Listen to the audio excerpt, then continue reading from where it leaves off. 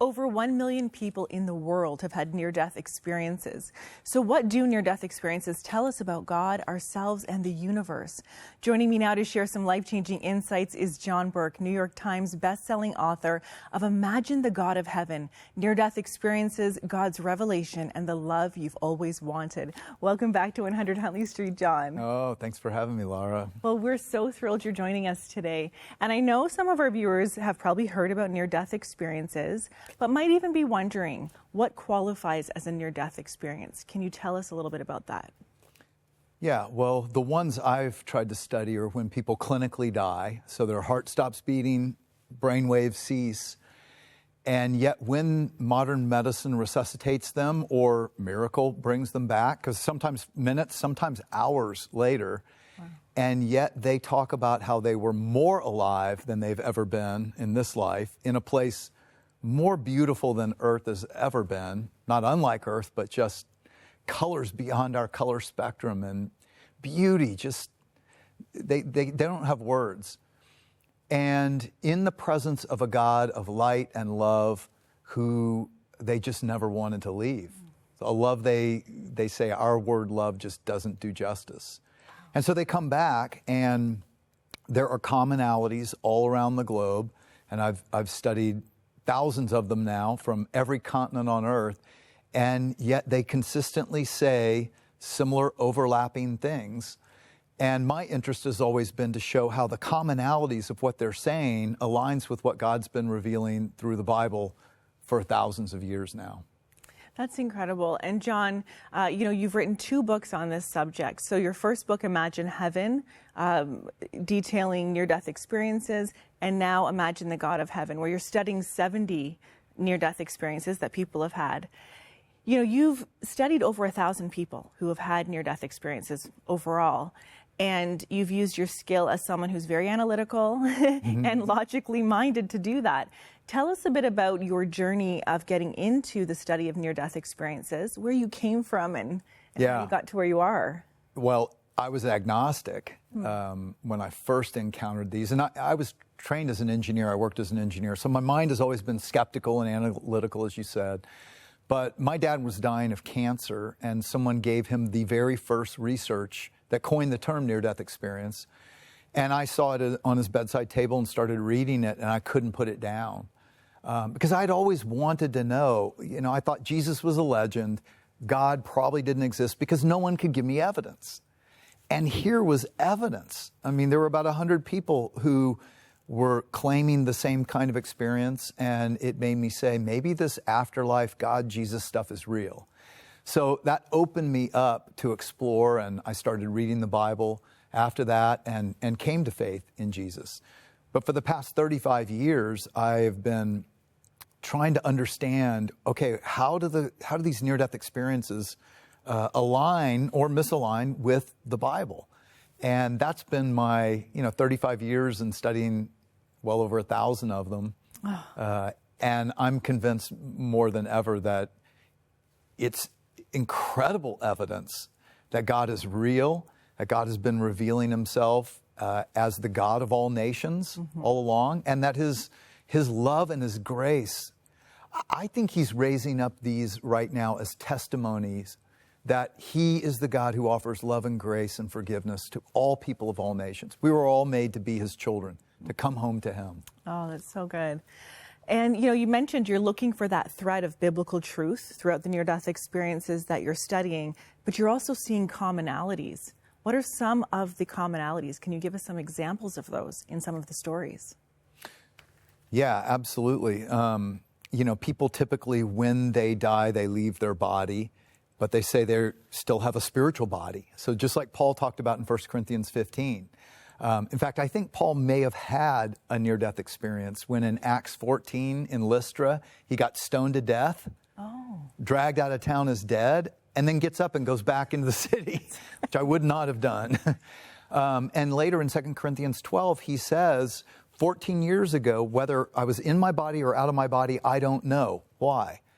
Well, because we still have a spiritual body. And he said, I was taken up into heaven and I saw and heard things inexpressible. So maybe those two connect. And people commonly say the things that Paul describes as well. He said our bodies are buried in brokenness, but raised in power. Well, near-death experiencers talk about how they leave their bodies, but they feel more alive.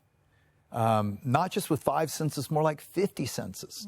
And then they travel usually. Sometimes it's through a tunnel, but sometimes it's just out through the universe, many times accompanied by angels. They find out are their guardian angel or angels. And they come to this place of exquisite beauty, not unlike the beauty of earth, but light that is love and life coming out of everything. Out of the trees, out of the birds, out of the flowers, even out of the people. And many people don't realize, but this is in the Bible as well. You know, in Isaiah chapter 60, in Revelation 21, it says, there's no sun or moon in heaven because God is its light. The glory of God is its light. Jesus, the Lamb, is its lamp, and the nations will walk in that light. And Jesus said in Matthew 13, and then the righteous will shine like the stars in their Father's kingdom forever. And what it turns out that I show in my books is that this light is the light of God that is the glory of God, which is love and life, all is one, and it comes out of everything. It gives life to everything. And so that's part of, I think, of the reward we get to share in. Yeah. That we get to experience something of the life and the love of God coming out through us. Maybe in proportion to how much we let it show in this life. I don't know. That's beautiful. You know, John, in Imagine the God of Heaven, there are so many stories, 70 stories of people who have had near-death experiences. And I can't help but wonder, as before I started reading a lot of these stories, would these people have considered themselves spiritual or followers of Jesus before they died? Or tell us a little bit more about some of those stories and if these people were quite spiritual prior to their passing, for those moments of their near-death experience. Yeah, because I really see this as evidence. I mean, almost like proof of God's existence. Yeah. Because many of them did not expect the God they discovered. And so I'm showing 70 people from every continent. Santosh was a Hindu, grew up Hindu, he's a manufacturing engineer.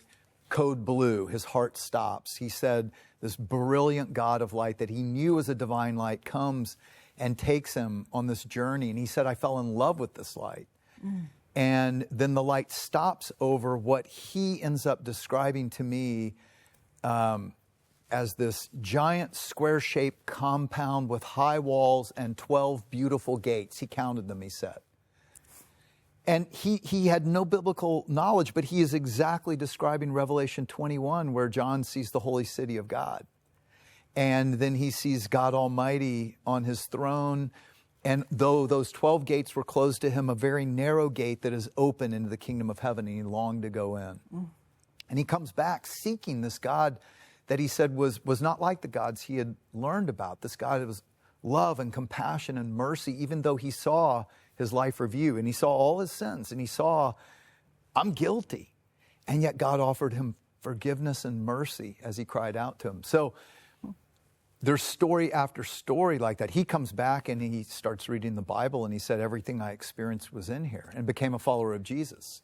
Wow. But when you have Bibi in Tehran, who experiences the same God that Santosh did, who says to her, I am he who is. Which is exactly what this God of brilliant light said to Moses on Mount Sinai, right? Yes. I am the I am, the God who is and was. And then Swadik, an imam in Rwanda, a Muslim imam, dies of blood cancer.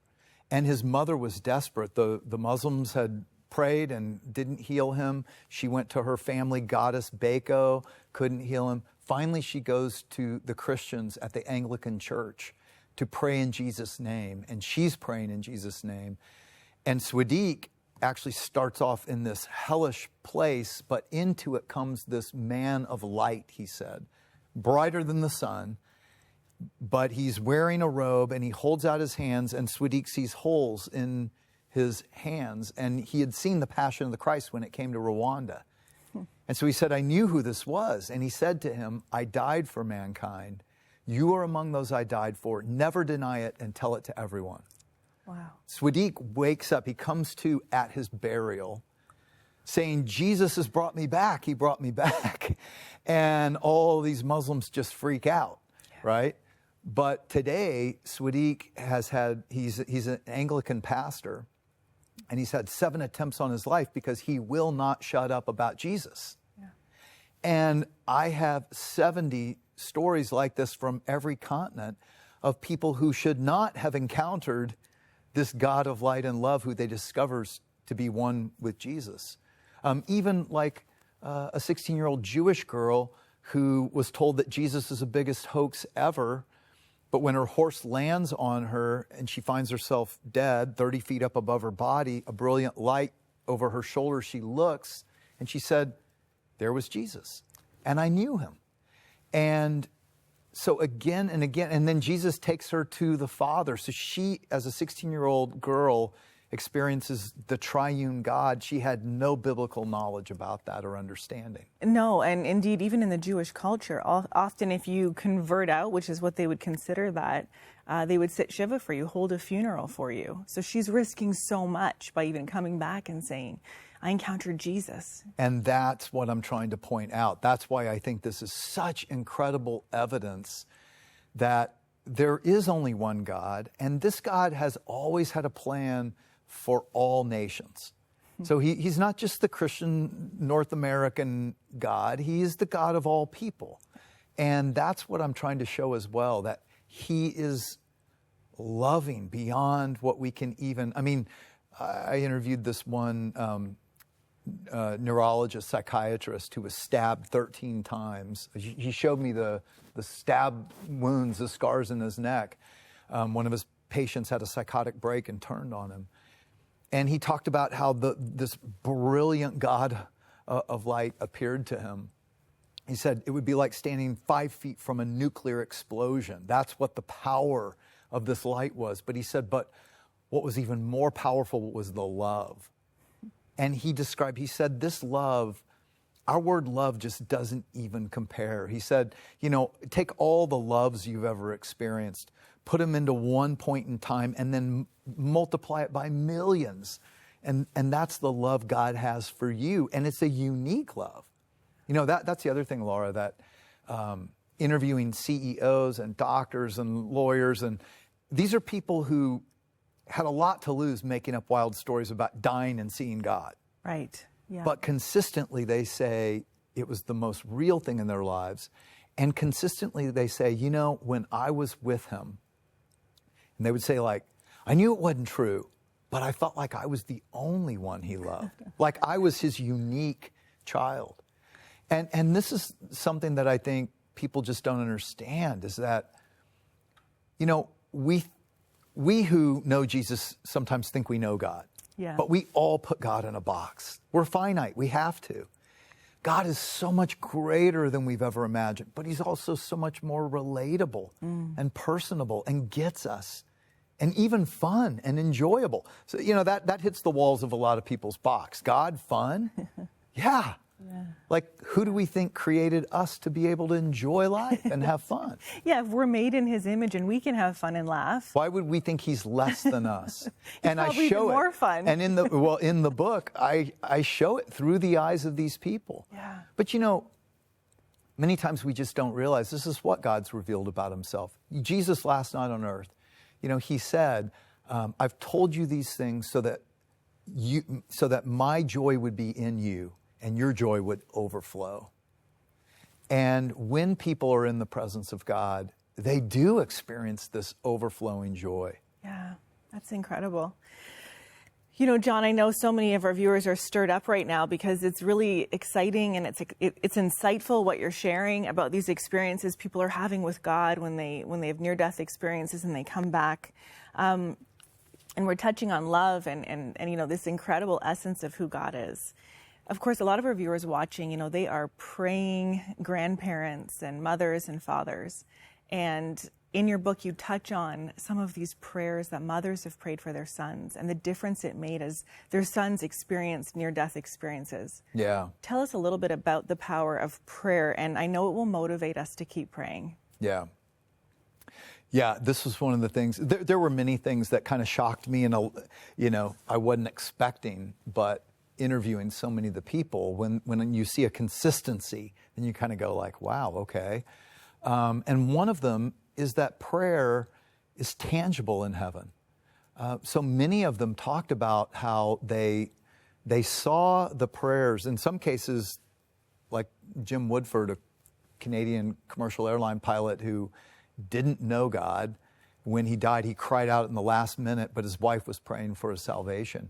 And when she heard, when the Canadian Royal Mounted Police came and told him that he's dead, she gathered with 6 of her family members. They held hands and they prayed. Well, at that moment, Jim had been rescued because he had cried out to God last minute. And he was there in heaven, and he looked up in the sky, and he saw 6 streaks of light going up, and he said to the angel, "What are those?" And the angel said, "Those, Jim, are the prayers of your family for your salvation, right now going to the throne of God."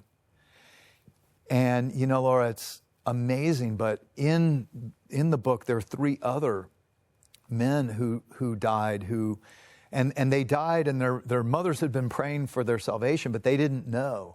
One of them was Ian, a surfer, who died from box jellyfish stinging him. And as he was in the ambulance, his mother was in New Zealand and woke up in the middle of the night, "Pray for Ian, he's in trouble." And she's on her knees praying, and Ian is thinking, "I'm dying, what should I do?" And he heard, "Pray to God." And he's like, "I don't believe in God." "What God?"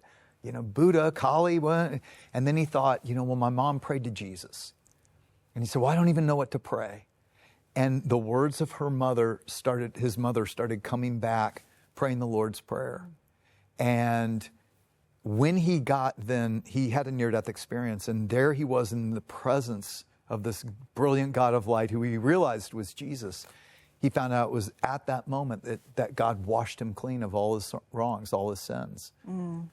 And, another one who died a guy who died in a drug overdose, and his mother had been praying for him. And he's in a hellish experience. So hellish experiences are just as encountered as heavenly ones in these near-death experiences.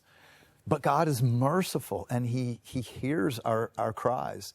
And Ivan said he was in this hellish experience when he hears a booming voice say, "Release him, it is not his time."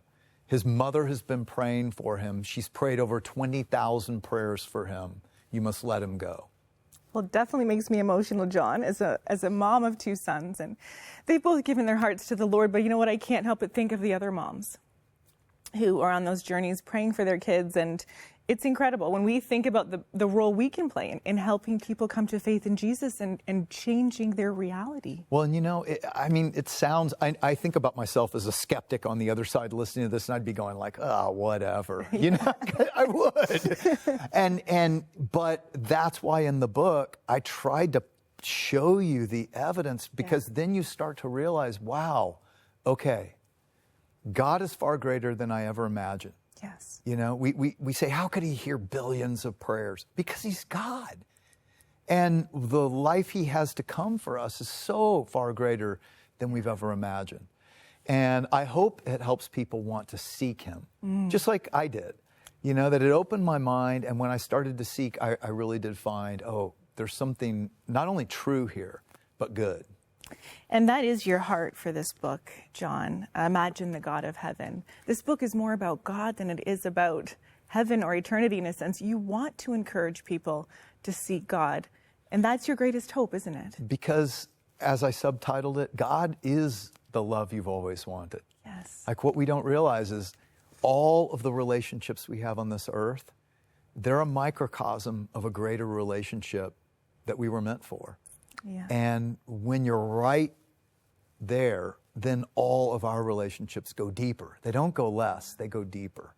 Here on this earth and forever in eternity. That's so powerful, John. I'm so thankful you've written this book and that you've joined us today. Thank you so much for your time with us. Oh, it's been great to be here.